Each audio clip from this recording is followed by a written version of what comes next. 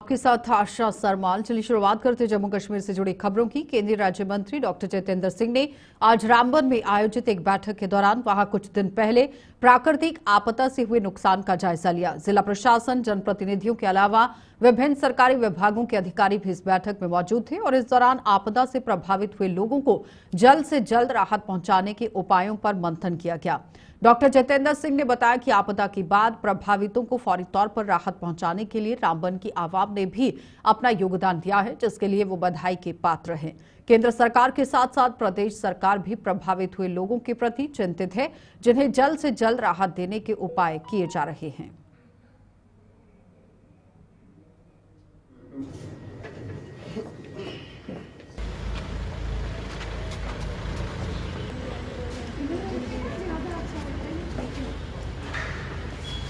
जिला इंतजामिया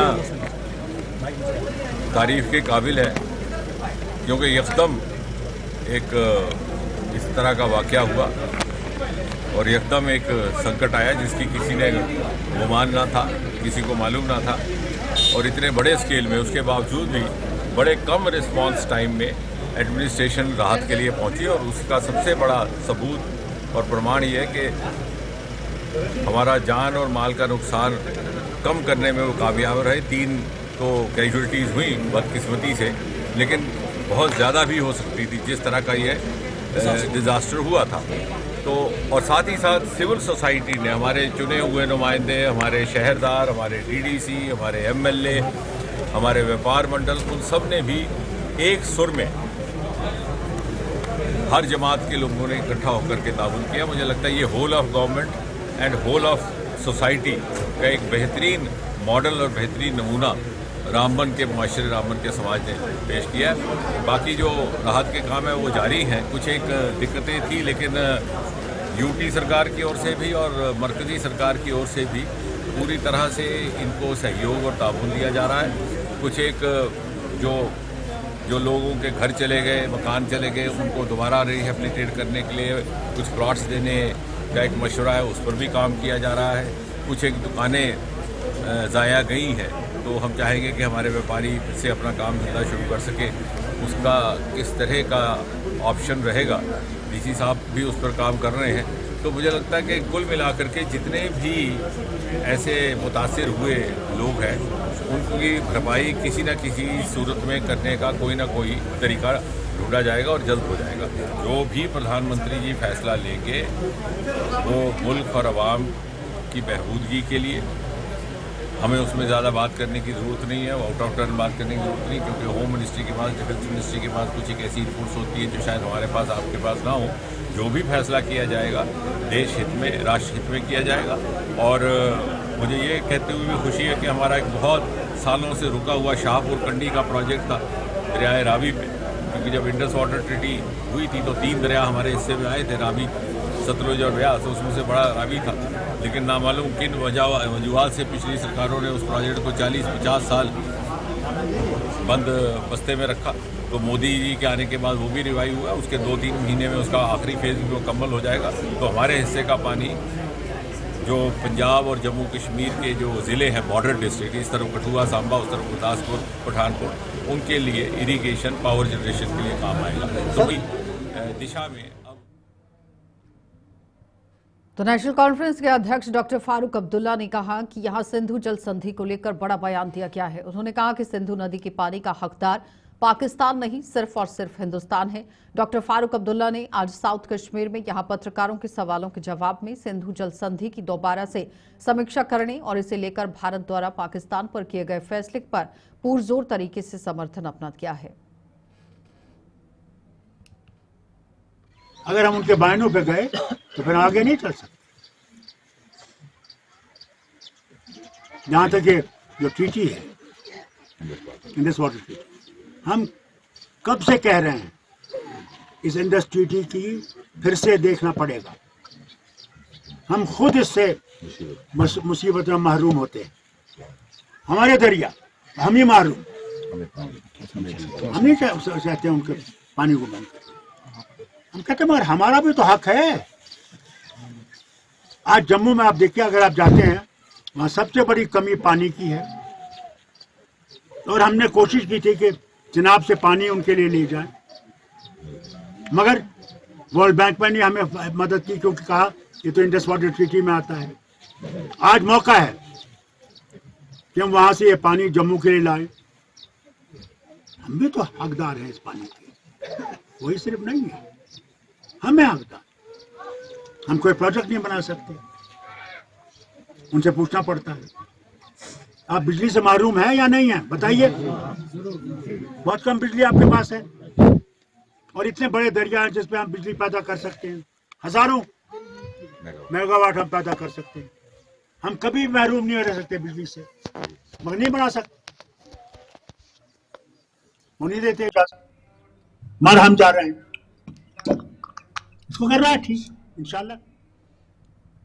तो भारतीय जनता पार्टी की प्रदेश इकाई ने केंद्र सरकार द्वारा पाकिस्तान पर लगाई गई पाबंदियों का समर्थन किया है। भाजपा ने सीमाओं पर पाकिस्तान द्वारा दी जा रही गोलाबारी का कड़ा जवाब देने की मांग करते हुए देश में रह रहे पाकिस्तानी नागरिकों को देश के लिए एक बड़ा खतरा करार दे दिया। प्रदेश भाजपा के प्रमुख प्रवक्ता सुनील सेठी ने जम्मू में आज प्रेस कॉन्फ्रेंस के दौरान कहा कि हमारे देश में रह रहे पाकिस्तानी नागरिक वहां के स्लीपर सेल के रूप में काम कर रहे हैं और आने वाले समय में ये अपनी औकात दिखा सकते हैं। उन्होंने कहा कि पाकिस्तान के साथ किसी भी तरह की संबंध रखना भी अब खतरे से खाली नहीं है। ऐसा है कि जो जिस तरह के हालात अभी हिंदुस्तान और पाकिस्तान के बीच में बने हुए हैं, बड़े ही चिंता का विषय है। पाकिस्तान की तरफ से लगातार आतंकियों को भारत की सीमा के अंदर भेजना और इस तरह की आतंकवादी घटनाएं करना जैसा पहलगाम में हुई है, चिंता का विषय है। इसके ऊपर भारतीय सरकार ने रिस्पॉन्ड करते हुए जैसे इंडस वाटर ट्रीटी को कैंसिल कर दिया और बाकी पाकिस्तान के ऊपर जो है वो रिस्ट्रिक्शंस लगाई हैं ट्रेड के ऊपर भी, उससे काफी हद तक पाकिस्तान को सबक जो है वो मिलेगा। लेकिन बावजूद इसके जैसे एस्केलेशन बॉर्डर के ऊपर हो रही है, लगातार गोलीबारी पाकिस्तान की तरफ से चल रही है एलओसी के ऊपर, इससे लगता है कि पाकिस्तान को सबक मिला नहीं। दूसरी बात यह है कि पाकिस्तान के कितने ज्यादा लोग कानूनी तौर के ऊपर नहीं, गैर कानूनी तौर के ऊपर जम्मू कश्मीर में और देश के बाकी हिस्सों में रह रहे हैं। ये लोग जो कुछ देर के लिए वीजा पे आते भी होंगे, लेकिन वीजा खत्म होने के बाद वो यहीं पे रहते हैं।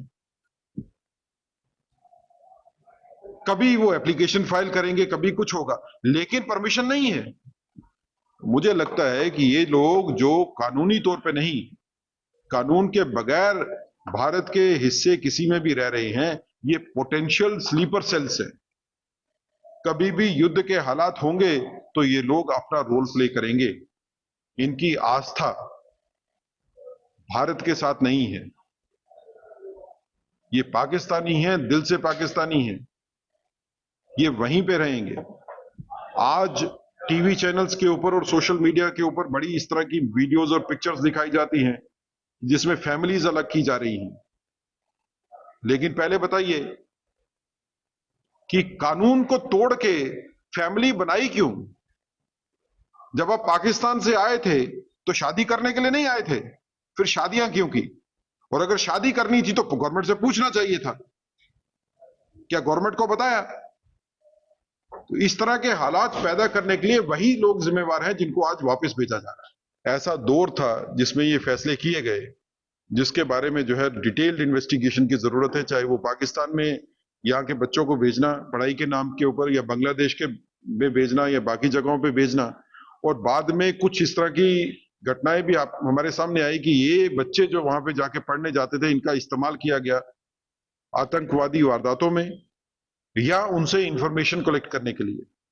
तो ये एक खुद ही चिंता का विषय है कि किस रणनीति के माध्यम से, किस रणनीति के चलते हुए इन लोगों को भेजा गया इन देशों में, इसके बारे में भी चिंता करने की जरूरत है। मुझे लगता है कि इसमें डिटेल इन्वेस्टिगेशन जो है वो होगी। देखिए, पाकिस्तान के साथ किसी तरह का ट्रेड करना इन हालात में जो है वो व्यवहारिक भी नहीं है और लीगली भी नहीं, ठीक नहीं है। जो देश हमारे देश में आतंकवादी भेज रहा है, जो देश हमारे देश में AK-47 और गोलियां भेज रहा है, हम उसके बदले में उसको तो भाजपा के वरिष्ठ नेता और नेता प्रतिपक्ष सुनील शर्मा ने कहा, यहां सरकार आतंकवाद के साथ सख्ती से निपटने के लिए प्रतिबद्ध है और आतंकियों को किसी भी सूरत में बख्शा नहीं जाएगा। पहलगाम में हुए आतंकी हमले के बाद आज बांडीपुरा की अपनी यात्रा के दौरान उन्होंने ये भी कहा कि आतंकवादी चाहे कहीं पर भी छिपे हों, उनका एक एक करके सफाया किया जाएगा। पहलगाम में पर्यटकों पर हुए आतंकी हमले ने कश्मीर में पर्यटक को पूरी तरह से प्रभावित किया है और पर्यटन को प्रभावित करने की ये कोशिश थी और ये प्रभाव कई लोगों पर देखा जा रहा है।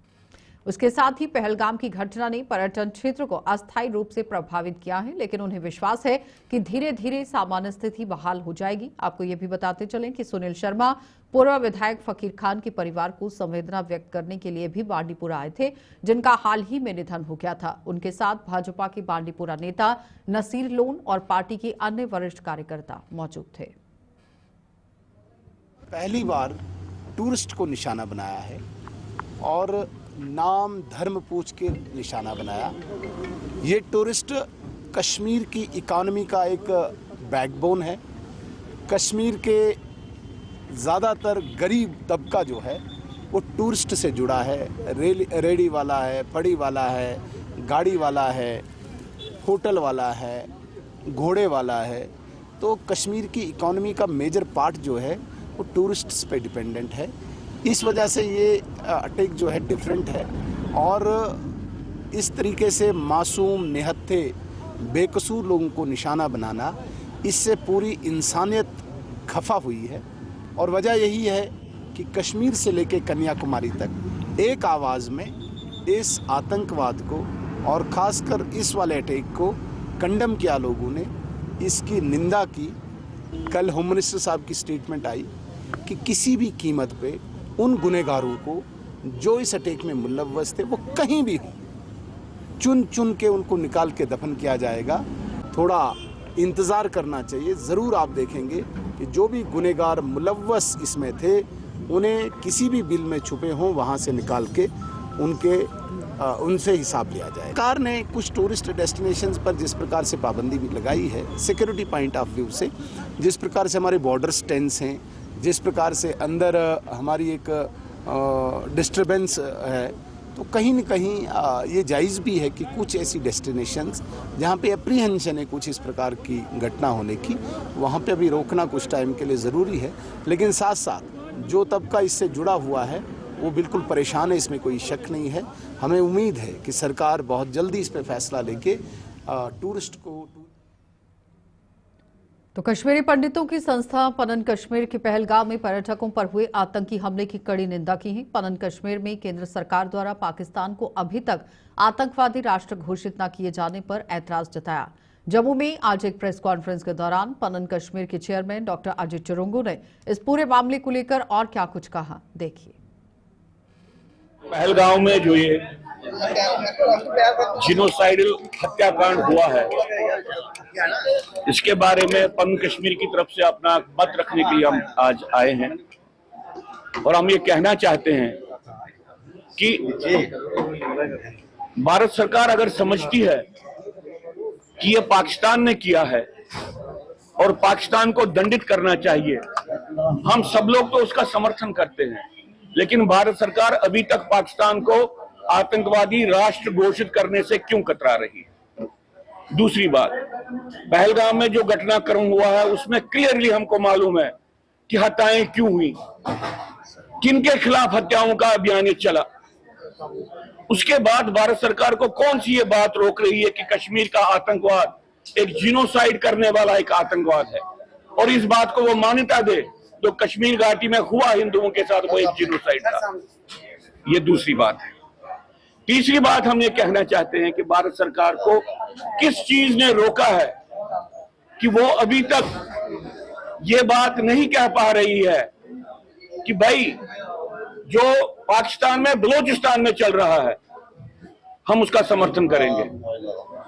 वहां पे तो एक आजादी की, सही मानों में आजादी की लड़ाई चल रही है, वो उसका समर्थन क्यों नहीं करते हैं, ये हम तीसरी बात कहना चाहते हैं। चौथी बात हम ये कहना चाहते हैं कि वो इस बात को समझ ले कि ये सिक्योरिटी लैप्स नहीं था, ये सिक्योरिटी डॉक्ट्रिन का फेलियर था। ये इस बात का फेलियर था जो ये समझते थे कि टूरिज्म के माध्यम से हम टेररिज्म को डिफीट कर लेंगे। हम भारत सरकार से निवेदन करना चाहते हैं कि क्या उनकी पॉलिसी हिंदुओं को ह्यूमन शील्ड के रूप में इस्तेमाल करने की पॉलिसी है? क्या उनकी पॉलिसी हिंदुओं को एक होस्टेज के रूप में इस्तेमाल करने की पॉलिसी है? क्या उनकी पॉलिसी हिंदुओं को, भारत के नागरिकों को सैंडबैग के रूप में, एक बंकर का जो सैंडबैग हो गया उसके रूप में इस्तेमाल करने की पॉलिसी है? अगर ऐसी पॉलिसी है तो इसको तर्क कीजिए, इसको छोड़िए। आप आतंकवाद का निराकरण नहीं कर पाएंगे। ये बातें कहते हुए मैं कहता हूं कि अब ये समय आ गया है, भारत सरकार ने जो पुनर्गठन का काम किया था उसको कंप्लीट करे, जम्मू को अलग करे और कश्मीर का विभाजन करे। कश्मीर के विभाजन करके वहां पे जो जिनोसाइड विक्टिम्स है उनके लिए एक नई यूनियन टेरिटरी का निर्माण करे, जिसको हम पन कश्मीर बोलते हैं। अगर वो ये आंतरिक काम नहीं करेगी तो बड़ी लड़ाई जो उसकी है पान इस्लामिक आतंकवाद के साथ, पाकिस्तान के साथ, जो अंतर्राष्ट्रीय शक्तियां देश को कमजोर करना चाहती हैं, वो ये युद्ध निर्णायक तरीके। नशा मुक्त भारत अभियान के तहत लोगों को नशे के दुष्प्रभावों के प्रति जागरूक किया जा रहा है। इसी कड़ी में यहां जिंदरा स्थित गवर्नमेंट हाई सेकेंडरी स्कूल द्वारा नशे के खिलाफ जारी इस अभियान के तहत आज एक जागरूकता रैली निकाली गई और रैली के अलावा स्कूल के प्रिंसिपल कस्तूरीलाल वर्मा सहित अन्य वक्ताओं ने भी स्कूल में आयोजित एक कार्यक्रम के दौरान बच्चों को नशे के दुष्प्रभावों की जानकारी दी और समाज के हर वर्ग को इस बुराई के प्रति जागरूक करने का आह्वान किया। इस मौके पर स्वास्थ्य विभाग का स्टाफ और स्कूल के स्टाफ सदस्य भी मौजूद रहे।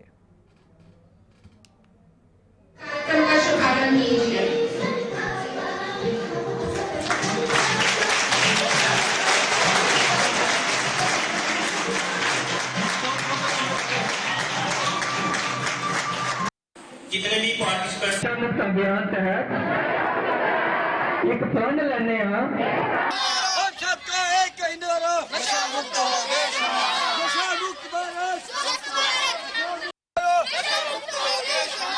सबका एक नशा मुक्त देश। पहलगाम में हुए आतंकी हमले के बाद कुछ समय के लिए यहां बंद किए गए भद्रवाह की ही ऊंचाई वाले इलाकों की पर्यटन स्थल अब पर्यटकों के लिए खोल दिए गए हैं। इन पर्यटन स्थलों पर पर्यटकों की भीड़ उमड़ रही है, जहां पर वो कड़ी सुरक्षा के बीच में इन हसीन वादियों का लुत्फ उठाते हुए नजर आए, मौज मस्ती कर रहे हैं। तो पर्यटकों में किसी भी किस्म का डर खौफ नहीं देखा जा रहा। उन्होंने पहलगाम में हुए आतंकी हमले पर दुख जताते हुए सुरक्षा बलों द्वारा उन्हें सुरक्षा मुहैया कराए जाने के लिए उनका आभार जताया। मेरा नाम पूजा है और मैं उज्जैन एमपी से आई हूँ और हम यहाँ पे जम्मू कश्मीर में भी यहाँ पर एंजॉय करने के लिए आए हैं। तो मेरा ये संदेश है कि जो पाकिस्तान वालों ने, जो आतंकवादियों ने पहलगाम में एक जो हमला हुआ था, जो जिसमें 26 टूरिस्ट मारे गए, जो आतंकवादी चाहते कि हम यहाँ पे एंजॉय ना करने आए, एंजॉय करने आए हैं, हमेशा एंजॉय करेंगे। वो चाहते हैं कि हम यहाँ पे एंजॉय करने ना आए, तो हम हमेशा एंजॉय करते आते रहेंगे, हम नहीं डरेंगे। देश हमारे, मिट्टी हमारी, हम यहाँ पे जरूर रहेंगे। जय हिंद, आई लव इंडिया। और हमारी सेफ्टी के लिए हमारी इंडियन आर्मी हमेशा रहेगी। पहलगाम में जो घटना हुई है, उस घटना को सुनकर, देखकर, जानकर हमें इतना दुख हुआ था कि हम स्तब्ध रह गए। अपने इसको शब्दों में बयान नहीं कर सकते। लेकिन हमारा प्रोग्राम इधर आने का था और हमें कुछ लोग ये कह रहे थे कि ऐसी परिस्थिति में आपको वहाँ नहीं जाना चाहिए, लेकिन हमने कहा नहीं, इस तरह तो हमारा शत्रु हमारे ऊपर हावी होगा कि हम जो है कहीं भी मतलब अपने घरों में दुबक कर बैठ जाएं। हम इसका जो है पूरे साहस के साथ सामना करेंगे और इसी बात का जवाब हम देने के लिए वहाँ से निकल पड़े और कटरा मतलब वैष्णो देवी यात्रा के पश्चात बच्चों के साथ यहाँ घूमने आए हैं। और हम यही चाहते हैं कि हमारी भारत सरकार इस पाकिस्तान या जो पाकिस्तानी लश्कर तोयबा जैसे आतंकवादियों को कड़ा जवाब दे और उनको किसी भी तरह से क्षमा न किया जाए। कोई भी किसी भी तरह की मतलब इसमें शिथिलता न बरती जाए। और जैसा आक्रमण करके पहले मोदी जी ने उनको जवाब दिया था पुलवामा वाले मामले में, उससे भी कड़ा जवाब उसको दिया जाना चाहिए। यहाँ पर आए हैं, एंजॉय बहुत अच्छा किया है, बच्चों के साथ हम भी खुश हैं। यहाँ हम आए हैं जम्मू कश्मीर में घूमने। अभी जो पहलगाम में हमला हुआ है, तो आतंकवादी चाहते हैं कि यहाँ टूरिस्ट यहाँ पे घूमने नहीं आए, लेकिन हम आएंगे। हिंदुस्तान हमारा है, कश्मीर हमारा है, जम्मू कश्मीर हमारा है।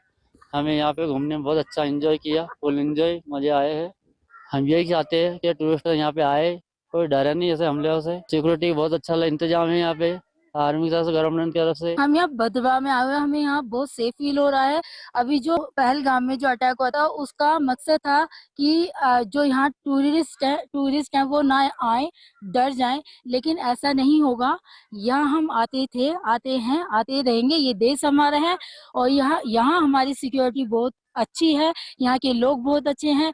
अभी हम करंटली आए हुए लोगों ने हमें बहुत डराया कि यहाँ पे ऐसा होगा, लेकिन हमें यहाँ ऐसा कुछ भी फील नहीं हो रहा है। यहाँ सब कुछ सुरक्षित है, सेफ है, अच्छा है।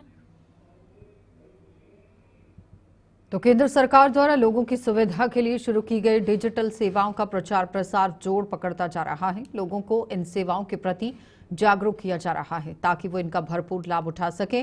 इसी कड़ी में जम्मू में आज डीसी सचिन कुमार ने ही यहां सीएससी डिजिटल वैन का उद्घाटन किया, जिसके साथ तैनात जो स्टाफ है विभिन्न इलाकों में जाकर लोगों को इन सेवाओं की जानकारी देने के साथ साथ उनसे इनका लाभ लेने का आह्वान भी करेगा। और इस वैन का लाभ लेकर लोग आधार कार्ड, पैन कार्ड सहित अन्य डिजिटल सेवाओं में अपनी भागीदारी दे पाएंगे।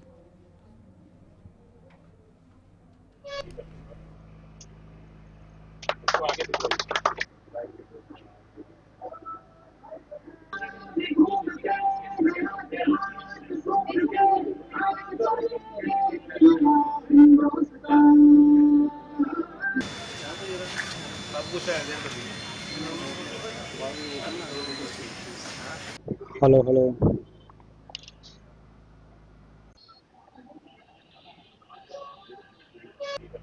राज्य सरकार और भारत सरकार की जो भी स्कीम्स हैं उनके मैक्सिमम बेनिफिट के लिए हम क्या कर रहे हैं कि एक जागरूकता इसके माध्यम से कर रहे हैं। और जो भी नियरेस्ट सीएससी सेंटर्स पर हैं वहाँ जो लोग इन सब स्कीमों का फ़ायदा लेना चाहते हैं वहाँ विजिट करें, वहाँ जाएं और ये जितनी भी सुविधाएं हैं उनको आप कैसे ले सकते हैं ये सारी इस वैन के माध्यम से लोगों तक, जन जन तक पहुंचाई जा रही है। मेरा नाम भावना महाजन है, मैं सीएससी की डिस्ट्रिक्ट मैनेजर हूँ, जम्मू डिस्ट्रिक्ट से हूँ। ये सीएससी एक ऐसा प्लेटफॉर्म है, यहाँ पे आप हमारा हर एक विलेज में, हर एक गांव में सीएससी है, जिसमें आप क्या कर सकते हो, कोई भी सर्विस लेनी है आपको कहीं जाने की ज़रूरत नहीं है। आपका एक वन पॉइंट है सीएससी, जिसमें आप अपना पैन बना सकते हो, इंश्योरेंस करवा सकते हो, रेलवे टिकट, फ्लाइट टिकट, उसके बाद आप क्रेडिट कार्ड अपना अप्लाई कर सकते हो। फिर इसमें आप अपने फाइनेंशियली जो भी है पैसे का लेन देन, हर एक सुविधा आपको सीएससी सेंटर पे, पासपोर्ट बना सकते हो, जो भी सर्विस है, online death certificate, birth certificate, अपना राशन कार्ड, जो भी आपकी सर्विस है आप सीएससी से आप वो सर्विस ले सकते हो। के तौर पर मैम जी, हम इस वन प्लेटफॉर्म पे आपको सारी सर्विस मिलेगी। इसके लिए हमने ये स्पेशल स्टार्ट की है वैन, ये गांव-गांव जाएगी और प्रचार करेगी और हमारे हर एक विलेज में सीएससी सेंटर है, आप वहां जाओ, वो आपको पूरी इसकी सुविधा देंगे और हर एक चीज़ के बारे में आपको बताएंगे, आपको क्या डॉक्यूमेंट चाहिए, कैसे चाहिए, आपको कहीं आगे पीछे जाने की ज़रूरत नहीं है।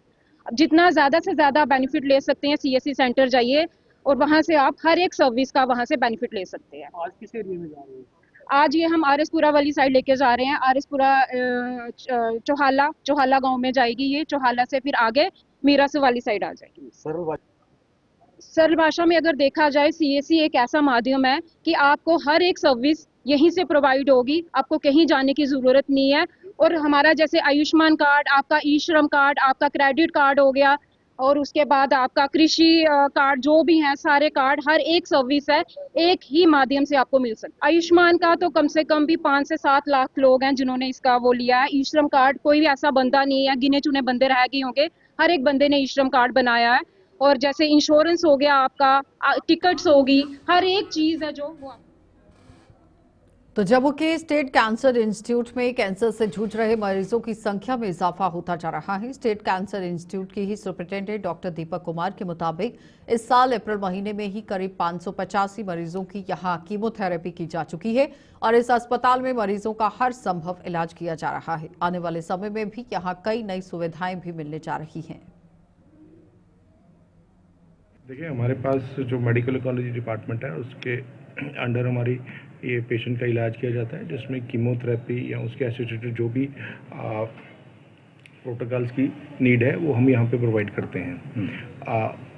एक महीने में हमें 500 से 600 कीमोथेरेपी के सेशंस हम मरीजों को दे रहे हैं और इसमें से जितने भी एलिजिबल आयुष्मान भारत के अंडर पेशेंट्स हैं जिनके पास वैलिड गोल्डन कार्ड है, सबको फ्री ऑफ कास्ट कीमोथेरेपी दी जाती है, जो कि पैकेजेस के अकॉर्डिंगली जो SHA ने और NHA ने बनाया है उनके अकॉर्डिंगली दी जाती है। टोटल अप्रैल में 585 कीमोथेरेपी सेशंस हुए थे, जो कि हमारे शॉर्ट स्टे IPD में होते हैं, डे केयर प्रोसीजर्स के रूप में। और अभी तक हमारी 8000 से ऊपर chemotherapy session state cancer institutes में हो चुके हैं। उसमें एक मतलब उसकी स्टेज और उसके डायग्नोसिस के अकॉर्डिंगली होता है। इसमें ट्यूमर बोर्ड के थ्रू डॉक्टर्स मिलकर डिसीजन लेते हैं कि पेशेंट को सर्जिकल ट्रीटमेंट चाहिए, पेशेंट को रेडिएशन की ट्रीटमेंट चाहिए, या पेशेंट को मेडिकल जिसको हम कीमोथेरेपी कहते हैं वो ट्रीटमेंट चाहिए। तो इन सबको मिलके जो भी हमारे एक्सपर्ट डॉक्टर्स डिसाइड करते हैं उसके अकॉर्डिंगली हम पेशेंट्स को ट्रीटमेंट देते हैं। यहाँ पे हमारे ब्रेकीथेरेपी जो है, जो प्रिंसिपल सर के सुपरविजन में बड़ा अच्छा। चलिए, न्यूज़ ब्रीफ में इतना ही, इजाजत दीजिए, नमस्कार।